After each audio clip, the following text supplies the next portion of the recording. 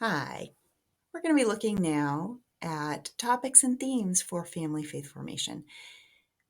Regardless of the way you decide to implement your program, you're going to need to carefully choose your content.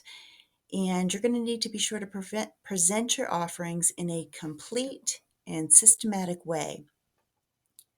To this end, it's helpful for you to choose a theme every year. This helps with cohesiveness. It helps with your ability to be thorough as you present all of the content that your families will need to hear. The theme that you choose needs to be big enough to be able to explore during your designated time frame, but not so big that you can't do the topic justice, that you run out of things to cover. There are several ways to go about choosing this, and really there's a lot of room for creativity and flexibility. When our parish started family faith formation, the Generations of Faith model was popular. And so we did what they suggested, and we set up our program so that it ran on a 6-year cycle, and each cycle covered one of the pillars of our faith. And they defined the pillars in this way. One year, the first year actually, we covered church seasons, and then we looked at sacraments during the second year. The third year was morality. The fourth year was prayer.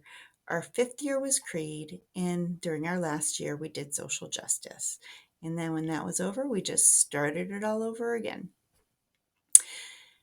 If you're using a primary model, this is a really good technique to use to make sure that you do cover everything you need to cover. If you're using a supplemental model to implement your program, you can have a little more fun with it. You can use any one of these pillars and break down whatever components you want to during a year. Or you can do something fun. You could focus on the Mass, looking at parts of the Mass gestures, sacramentals, things like that. You can look at works of mercy. You can look at the Beatitudes or the commandments, scripture, using the Bible, saints, being Catholic in the home. You can, offer your families new traditions that they can bring home with them and help them live their faith a little better.